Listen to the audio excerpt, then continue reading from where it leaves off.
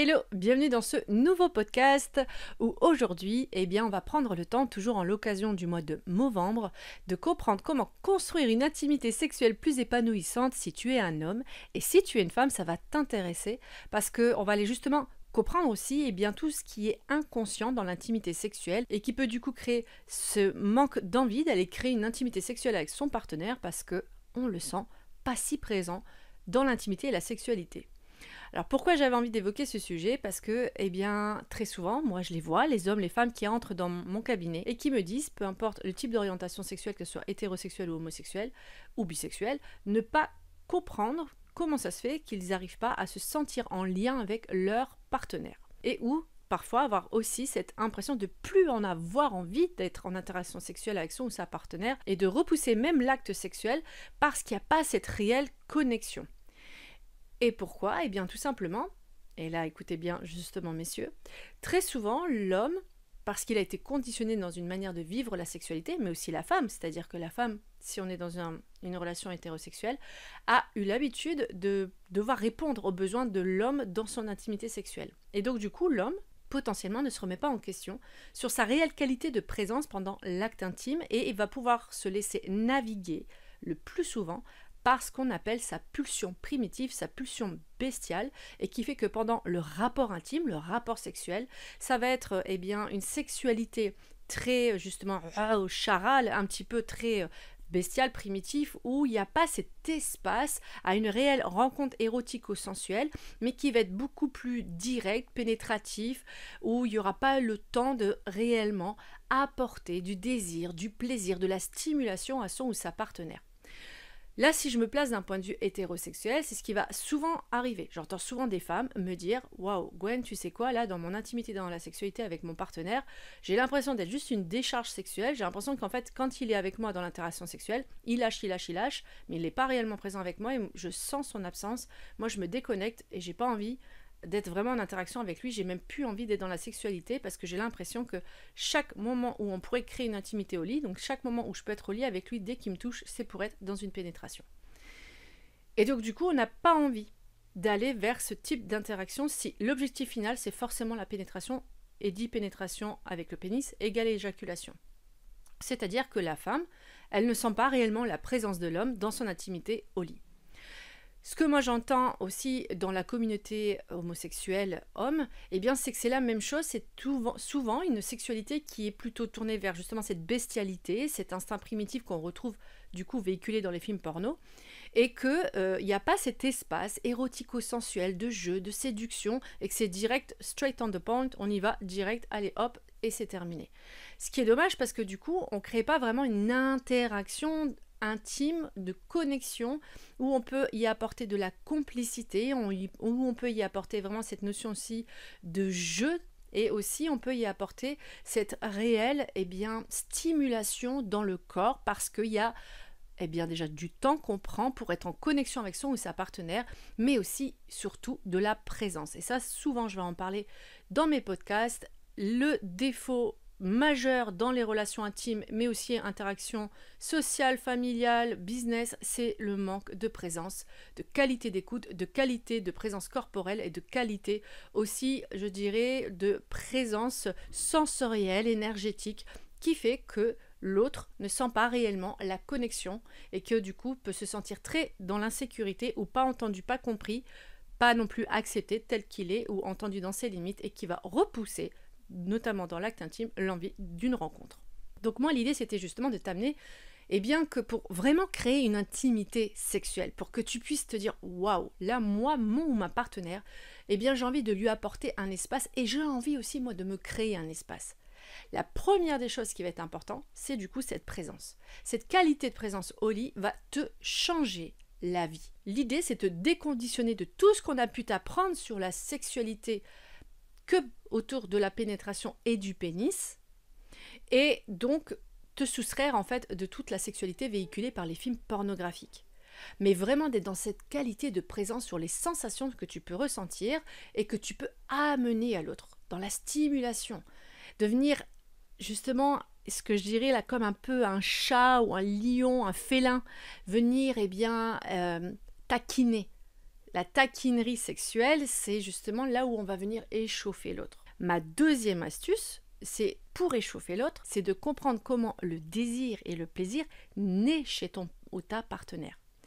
Très souvent, et écoute bien cette astuce, c'est que la manière dont ton ou ta partenaire te fait l'amour, c'est la manière dont elle aimerait ou il aimerait recevoir de ta part les gestes, la manière d'être touché, d'embrasser, la manière d'être aussi dans le rythme. Est-ce que c'est quelque chose de très primitif dans le sens où on va griffer, un peu kinky, coquin, ou au contraire c'est très énergétique, très sensuel. Et vice versa, la manière dont toi tu fais l'amour à ton ou ta partenaire, c'est la manière que tu aimerais que ton ou ta partenaire te fasse l'amour.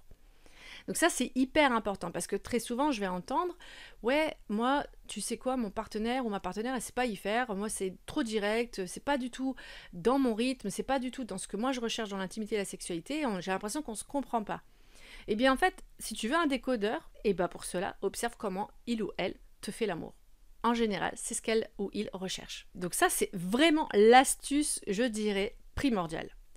Donc 1, ta présence, 2, observe comment ton ou ta partenaire fait l'amour et troisièmement, la communication, bien entendu. Si tu veux une réelle connexion intense au lit, communique.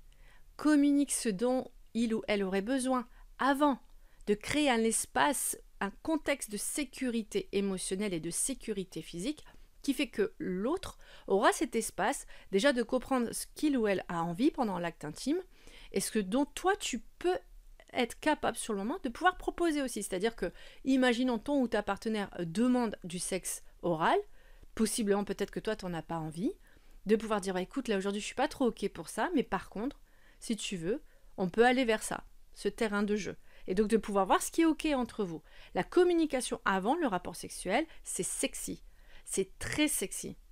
Ça peut permettre aussi, du coup, à l'autre de pouvoir aussi entendre, toi, tes désirs.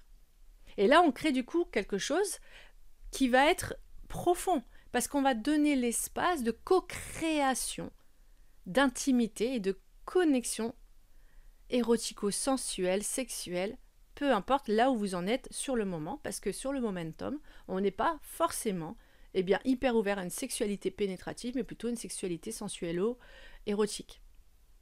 Et c'est important de communiquer. C'est important aussi de communiquer pendant l'acte sexuel. Où est-ce que tu en es? J'ai envie de te faire ça. Qu'est-ce que tu en penses? On peut vraiment amener du dialogue d'une manière aussi très sexy. J'ai envie de te prendre par exemple en levrette ou j'ai envie de te prendre en cuillère. C'est OK pour toi de juste voir, de juste sentir l'autre. J'ai envie d'aller plus vite ou j'ai envie d'aller encore plus lentement et de voir ce qui est OK et de laisser parfois même le langage non corporel te parler. C'est-à-dire que peut-être qu'avec la main, on peut réajuster aussi le rythme, la position, et de pouvoir se laisser diriger, initier dans ce mouvement. De pouvoir soi-même réajuster aussi ce mouvement. D'oser en fait. Ose être et ose l'autre être avec toi et de réajuster. En communiquant d'une manière verbale ou d'une manière corporelle. Et ça va rendre ton intimité de plus en plus intense. Donc l'idée de cet épisode, c'est de t'expliquer que si tu veux vraiment vivre une intimité érotique intense avec ton ou ta partenaire, c'est de vraiment créer un contexte où l'exploration est possible. Par une qualité de présence, une qualité d'observation, de rencontre dans les corps et une communication à travers cette rencontre. Ce qui va te changer la vie dans ton intimité. Ce qui va te demander forcément, surtout si tu es un homme qui n'a pas eu l'habitude d'apprendre à communiquer sur ce terrain, mais plutôt à te laisser diriger par cet instinct, cette pulsion bestiale qui peut complètement, si elle n'est pas mise en conscience, être agressive pour l'autre, alors qu'au contraire, tu peux amener cette énergie sexuelle à vivre une intensité sexuelle incroyable en la mettant en présence dans la qualité du mental et dans la qualité du cœur.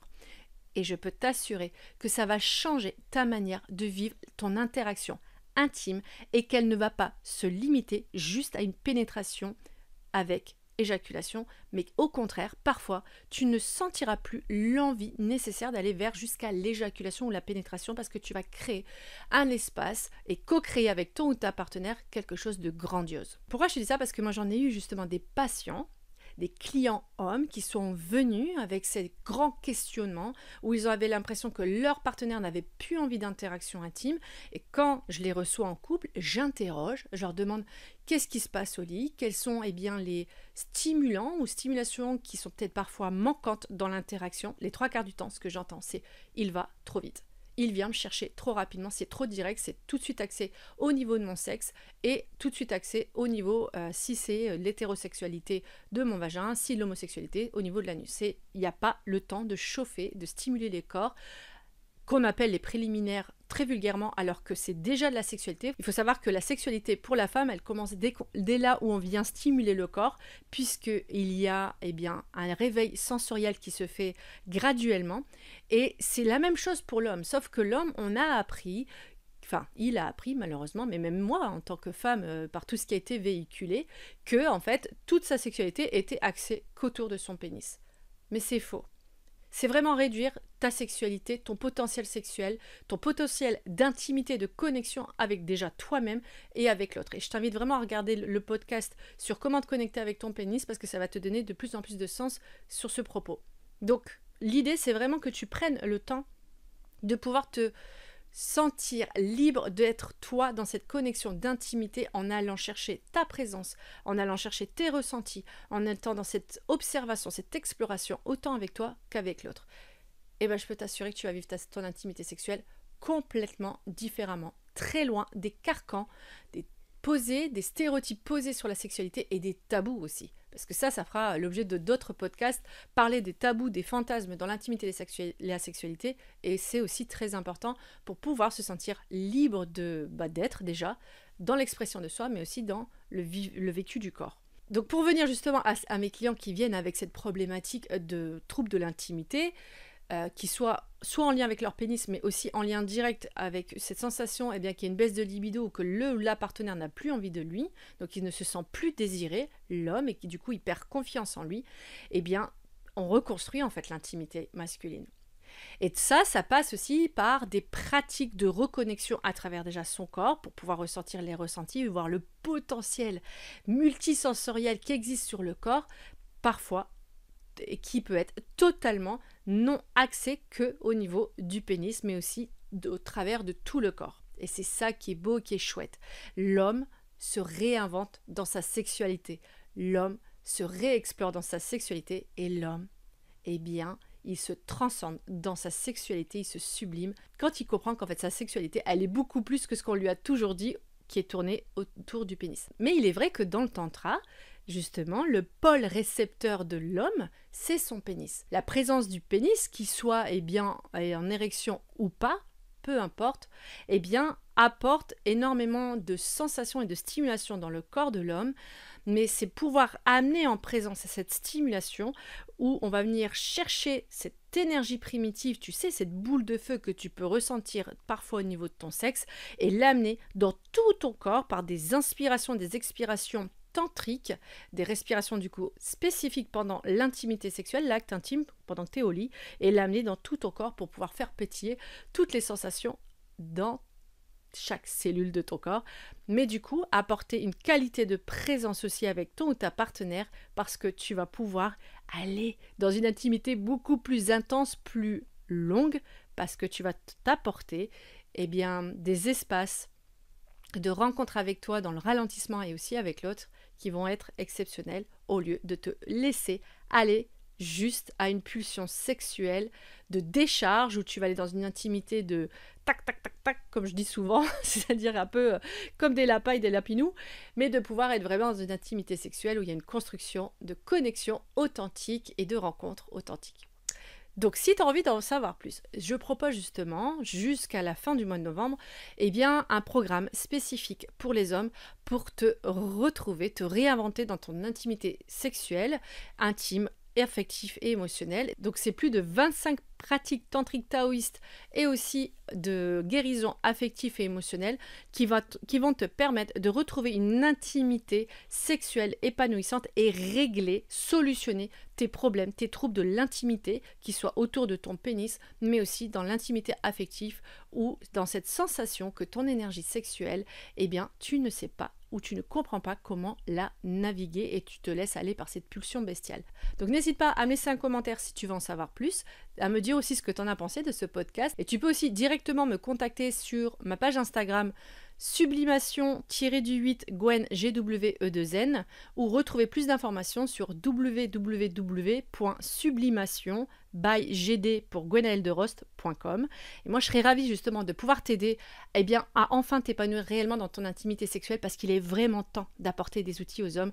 Et j'ai un programme qui s'appelle L'Homme éveillé qui a des pratiques incroyables pour vivre une sexualité intime, enfin connectée dans ta réelle essence, mais surtout dans ton épanouissement, et d'apporter cet espace à ton ou ta partenaire pour éblouir ton intimité. Donc n'hésite pas à me laisser un commentaire. Et si tu étais une femme qui a écouté justement ce podcast, dis-moi ce que tu en as pensé de cet échange autour de ce que tu ressens avec ton partenaire parfois. Si tu es aussi un homme qui a écouté et que tu es dans une intimité homosexuel, n'hésite pas aussi à me partager ce que tu as ressenti. En tout cas, je serais ravie de te lire, je serais ravie d'échanger avec toi et de pouvoir t'apporter plus d'astuces pour épanouir ton intimité. En attendant de se retrouver mardi prochain avec un épisode spécial préparation du calendrier de l'Avent coquin, moi je vais te demander de prendre soin de toi. C'est important. De prendre soin de toi si tu es un homme dans ton intimité masculine et de réellement te poser des questions sur où est-ce que tu en es dans ton intimité masculine. Et si tu es une femme, bien entendu, toi aussi, prends soin de toi et de pouvoir aussi, pourquoi pas, partager, si tu es en relation avec ton compagnon, ce podcast qui pourrait peut-être lui apporter plein d'outils. Je te dis à très bientôt et prends soin de toi.